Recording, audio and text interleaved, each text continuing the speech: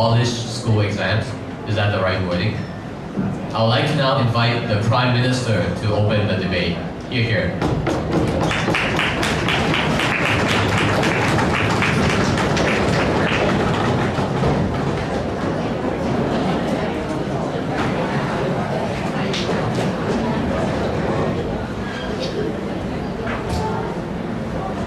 Good morning, ladies and gentlemen. As the Prime Minister of the government, our motion today is this House would abolish exams. We'll have a total of 3 arguments today. The first one will be exams doesn't reflect people. The second argument will be exams isolates people. And our last argument, the third one, which our Deputy Prime Minister will explain, is the duty of the government in education. So let's begin with our first argument. Exams actually doesn't reflect people.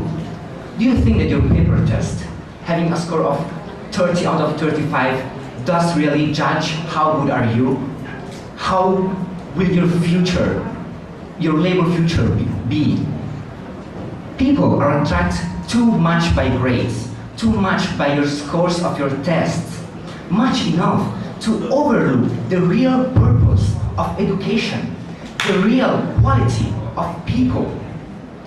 If you can get a full score on your exam, doesn't mean you'll be a brilliant employee. And same, if you get a few score, won't mean you'll be an inefficient worker. This is why exams completely can't judge how people will be good in the future. This connects with my next argument. Exams isolates people. How does exam isolate our people, our students? Try to think about it. When we study, we do it at school. We learn. We do it in school, with our teacher, with our friends. That is a kind of community. It's the school society. We come to school to learn people, to learn the society. And we come to learn about their behaviors, the social congruation, work with another person and with each other. We learn teamwork. And don't you think that when we take the test, we do it by ourselves, all alone. We keep the answers with ourselves. We don't share it. Everyone keeps everything, keeps all the knowledge in just a little test paper. And do you think that we are going to grow up, when we are going to have a job, when we are going to work, we are going to work by ourselves? Do you think that the choices, the answers, the questions that are in a test paper are going to be shown up when you're going to grow up and work? No, absolutely not. We're going to grow up together. We will never live alone. We will never work alone. But when we do exams, we do it alone. It completely contradicts with the real purpose of education. We learn to be able to live our life efficiently, to be as best as good for our country, to be as the best worker of a company, to have the best life, the best works, and to be the best employee in the future, not to be a good examinator maker, not to have a full score on our score paper, but to work efficiently and be best, to be the leader. So this is why we actually think that exams absolutely doesn't reflect people. We cannot judge people by our test paper. And as I said before, exams doesn't reflect people. This is why we are saying that exams are not the really important thing that education needs. We already have project makings, working. That is the best way to learn how really life is. Having teamwork, work with one another, sharing knowledge, learn, communicate, not by exams. We're not going to talk with a paper, we're going to talk with persons. So with this, I would like to end my arguments and my speech here. And our next and last argument will be the duty of the government, understanding why the government is actually giving education to all of us, which our Deputy Prime Minister will explain everything to you. Thank you so much for your attention.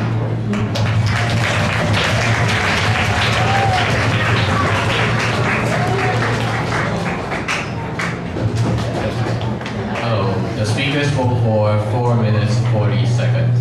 I'd like to thank the Prime Minister for his speech, and now I'd like to invite the Leader of Opposition, Mary, to open up the opposition case. Here.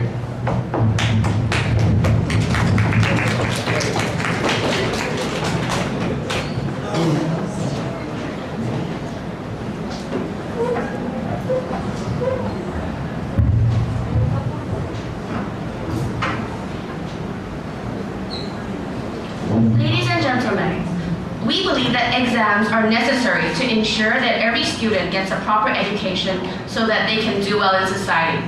First of all, the other side never came up and mentioned how, under their paradigm, students would be able to get a proper education and how that would help them. Now, before I begin with my arguments, let me start off with a few rebuttals. The Prime Minister came up and said that exams isolate people and keep them isolated because everyone does the exam alone and they work alone and they get the grade themselves. Well, let me just clarify this. Students might end up taking the exams alone, but before exams, usually what happens is students will get together in groups and revise together. You will study together with your friends and you'll come together and share information and help each other out before the exams. And this, in a way, we see actually reflects how it will be in the real world. Because even though, like the Prime Minister said, when you go out into the real world and you have to work with other people, at the end of the day, the salary you earn is individual. It is yours for yourself, right? This is just like exams. You work together and help each other out and revise together. But at the end of the day, when you take the exam, you take it yourself and the grade you get is yours. Now, let me move on to my argument.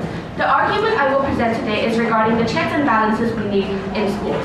Now, even though the Prime Minister came up and said that exams don't actually reflect people and don't tell whether they will become successful workers in the future, we see that yes, maybe exams can't tell your future, but what exams are able to do is give you a clear idea of how you're doing and how much you understand from class. Now, in school, these checks and balances can be split into two levels.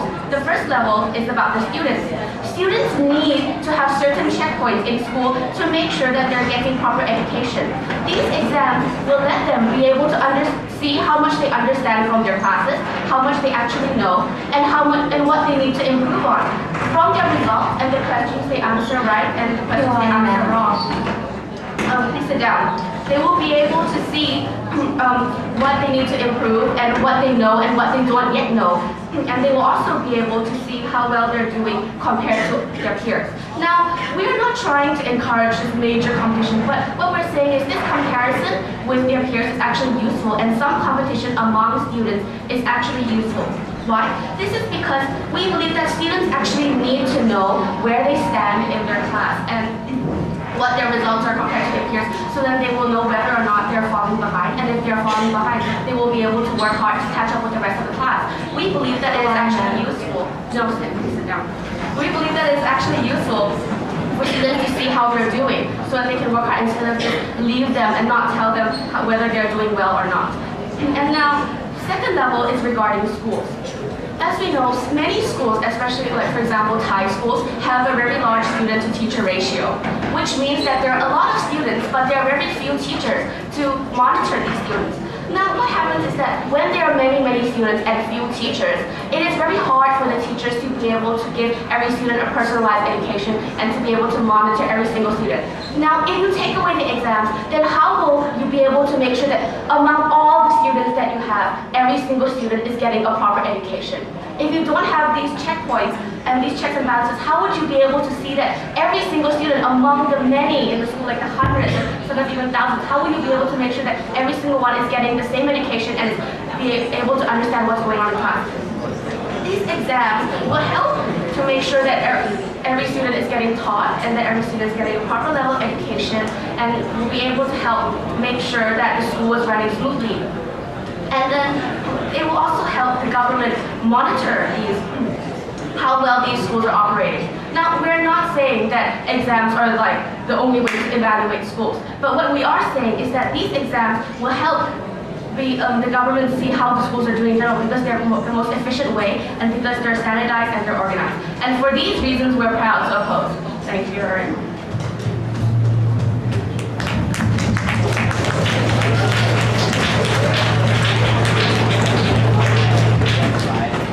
The speaker spoke for 4 minutes 15 seconds. น้องๆตอนที่มีคนพูดอยู่ช่วยลดเสียงลงหน่อยนะครับโอเคตอนที่มีคนพูดอยู่ข้างบนช่วยลดเสียงหน่อยนะครับให้เกียรติกับคนพูดหน่อยขอบคุณครับโอเค Now I'd like to invite the Deputy Prime Minister Abisara to further the government case.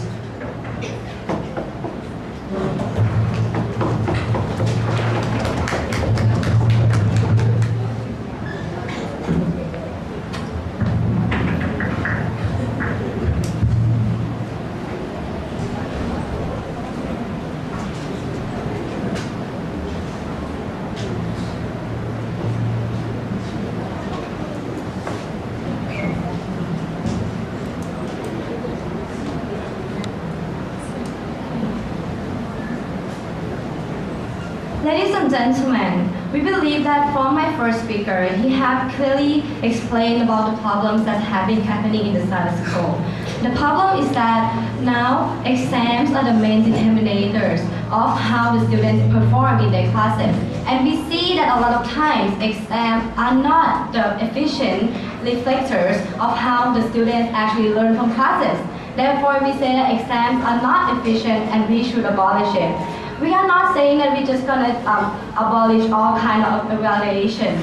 We say that it's fine in order for students to be graded from their projects, from their class participations, but not from exams, because exam doesn't reflect how they learn and participate in the classroom. That's what we're trying to say. First of all, I would like to start with some rebuttals, namely two of them. First of all, we see that according to Mary's speech, she tried to push us say that we need those kind of competition in the classroom because that's an incentive for students.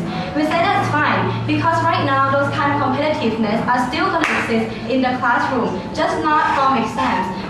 Students will be able to compete because they will be evaluated anyways, and those kind of check and balance that you have been trying to raise against us are still there. It's just not occurring from the exams. Also, another thing that she mentioned is about how it's going to be difficult for teachers in order to evaluate everyone. We said that first of all, educations are actually purposely for students to learn. We said that even though it might be harder on teachers, but teachers that can actually monitor and see if the student can really learn from the class, that would be better for education, isn't it? It's not just about how it's going to be easy for the teachers. First of all, I would like to get to my substantials. My only arguments about how is it a government's duty and why the government is legitimate in stepping forward and intervening in this context. First of all, we see from the first speaker about how it's actually the problem in the society when exam is the main determinators of the students' performance because it destroys those kind of main concepts or the essence of the students. Of the society, that first of all, you are not obligated in order to help the society, and the society is not obligated to help you, because eventually you'll be on your own. But we say that that's not true. Society is about living in a social harmony, where everyone is supposed to collaborate, and that's what the government and the student and the institution should be pushing forward. Not only that, we say that it also limits the concepts of acceptance of the difference. Because right now, what you're trying to do is that first, for students will see that they can only be judged by only one standard. No matter how good they are in other kind of criteria, they will not be graded as the same as they'll be good in exam. We see that by doing this, you are limiting this kind of student to have the mindset that you need to be good in exams only in order for you to be noticed, in order for you to be recognized by your school or your students or your peers. We say that that is not the main, we say that that is not the good determinators for the students as a whole. Second of all, we see that this will actually limit the concept of acceptance among the society. Why? Because we see that right now, when people are being graded, people are graduated, those kind of grades that actually mainly form the exams, this will be the determinators of whether you get a good job or whether you get a bad job.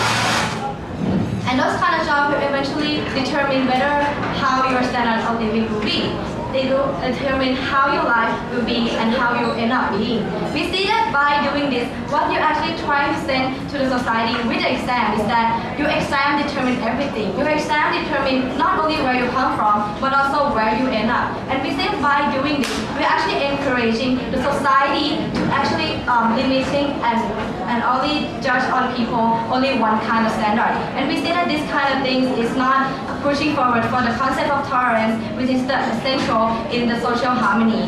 So what I have been telling you so far is about how it is actually destroying the social harmony, and in order for the society to live better, is to make changes, and these changes can be made by the governments, because the governments are the ones who should be pushing forward for the society to live in a sustainable environment, to make sure that people be more sustainable and to live harmoniously. And with all these reasons, I'm very, very proud to propose. Thank you.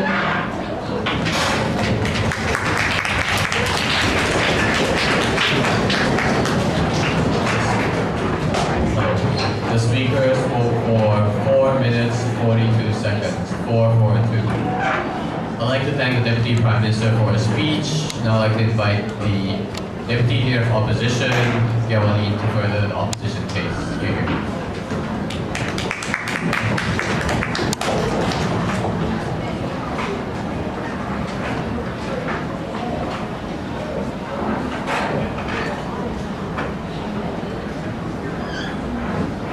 Ladies and gentlemen, imagine a world without any exams at all. Imagine a world without the TOEFL, without the SAT, without GMAT, GRE, all of these tests. At first you might think that this is actually a good idea because it's less stress, but we believe that a world without exams is not standardized, organized, or efficient. But before I go into my argumentation, I would like to bring up one main rebuttal. The government side has come up and proposed that exams isolate people and that participation in projects are enough to evaluate a student's performance, and that exams judge people and exams determine everything. We believe that this is not true. We believe that participation in projects are not enough to assess an individual's achievements, because at the end of the day, you are not always with somebody else. You are not always as a team. At the end of the day, you have to be able to stand on your own legs and be responsible for yourself, which is why, in addition to participation in projects, you should also be evaluated based on individual exams that you take on your own. As my first speaker has already mentioned, exams give students motivation to push themselves to become better. But what I bring forth today are two main arguments. First of all, I will talk about standardization, and second, I will talk about how exams prepare you for the real world. On my point of standardization, we believe that exams provide standardization not only on the class level, but also on the school level, the national level, and ultimately the international level across countries all around the world. Exams are the most standardized, organized, and efficient ways of comparing and evaluating each student's performance.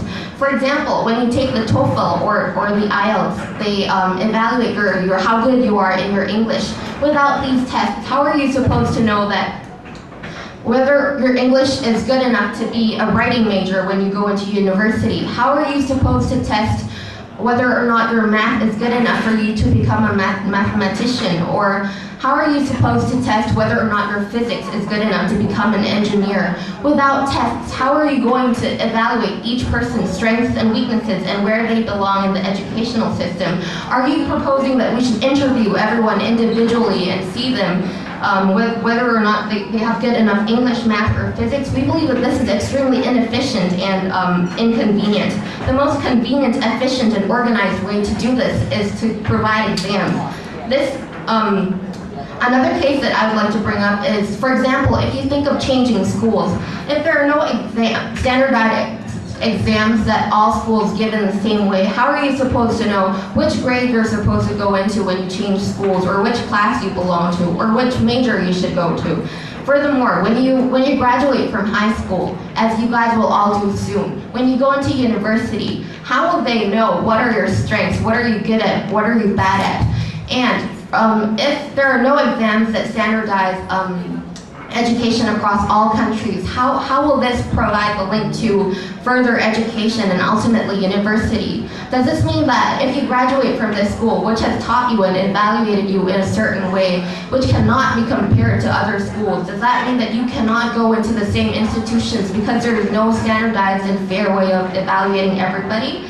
The only way to ensure standardization, efficiency, and fairness for everyone is to provide a fair playing ground through exams. And we believe that this will ensure smooth transition across educational institutions.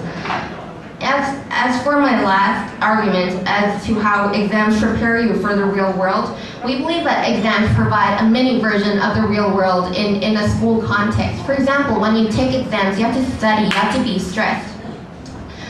This ensures that when you go out into the real world, into the working world, and sometimes, like I mentioned, you have to be alone. You're not always going to be with your friends and family who support you. You will not freak out when you graduate and eventually enter the real world because you have already been exposed to these kinds of stress. And you'll be used to stress, which will mean that you are more likely to perform better in the real world in the future. And for all these reasons, we are proud to oppose, and we believe that this House should not abolish exams. Thank you.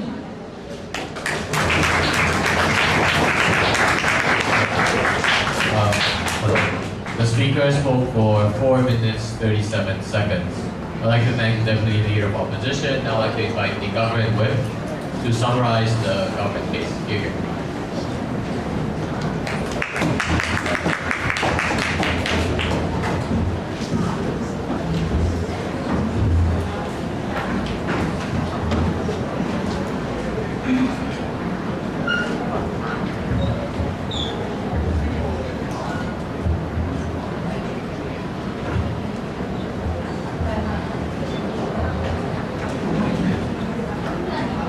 Mr. Chair, we told you at the very beginning of the debate that level playing field, that the idea of level playing field can be achieved. It is practically impossible to measure the value of each individual within class or within the community with the same standard, right? So that's the very reason why we choose to abolish exam at the very beginning. So let's look at two of my clash points. So one, who provides a better education for students? And second, who create a better society as a whole, which they never touched upon. So moving on to the first idea, right? Who provides better education for students as a whole and their interests? Firstly, they told you that exam provides a level playing field standard for students, right? We told you that this standard is extremely flawed, right? Because we told you in the Prime Minister's speech that exam in itself is inefficient, right? Firstly, because it cannot cover all the necessary aspects of you being a person, right?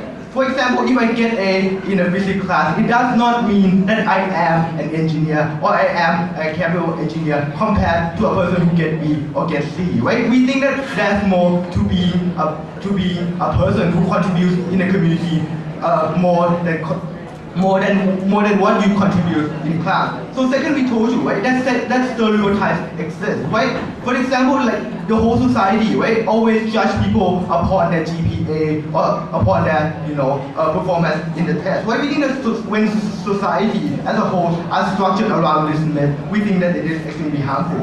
So second, we told you that we need certain check and balance anyway, right, to ensure that every student receive the education that we are providing them. So we told you, right, that firstly there is other alternatives to make sure to guarantee that children to receive that education at the end of the day, right? The fact that we have group work or homework or any kind of thing that teacher can use it to ensure that every single student in the class can receive the education that they are supposed to. But second, right, if alternative doesn't really work, right? If for example that we have to stick with exam at the end of the day, we still told you that it is okay to a certain extent. We agree, but we are okay with teachers giving our exam to a certain extent. We just don't think that it is a good idea for teachers to judge people based upon the grade that they get in the exam. So second idea, right?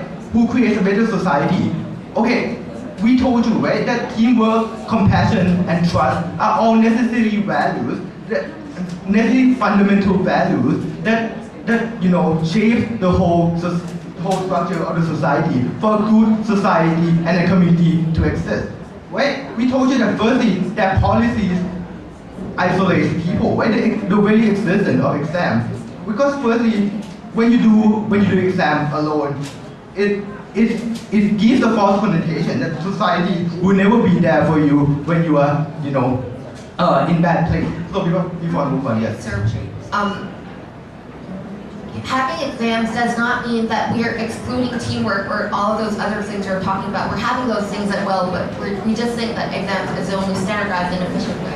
But society as a whole don't have any measurement to judge people or any kind of information to judge people based on all the group works, right? We think that therefore we should abolish exam together, altogether. So second, right? It encourages people to give away information, right? For example, when in the university, only top 5% of the people in class got the A. People strive to be at the top by giving other information by giving information they have to themselves. Certain sorts of information. So what they told you, right? Okay, people can still communicate before the exam, right? And this reflects the real world. We think that the real world itself is a problem, Mr. Speaker, right? Individuals as children are created to believe that firstly you are alone in this society, and that will always be the case. That the society will never be there for you. But second, right? It also creates the idea that the society is evil. It is, selfish in itself. We think that this problem can be solved in order to, achieve a better community as a whole, right? We think that changes need to be there, and we told you how it's going to be there in the second speaker, which they never touched, right? And second, we told you that the very existence of this kind of exam fuels the belief, right? Because any kind of existence, for example, IGCSE or GMAT or all this kind of thing, every kind of the existence of this exam itself fuels the belief that it is okay for people to be judged on certain aspects that does not cover up all the values of the values that you really are, right? So after all these reasons, we are proud to stand on proposition.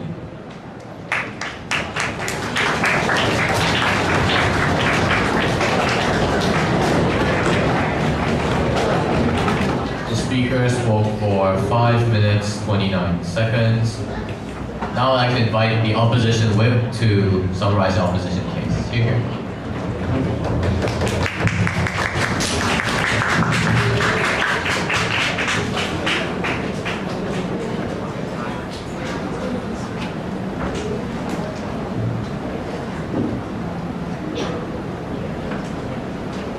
Ladies and gentlemen, our opposition side, we understand the purpose of education.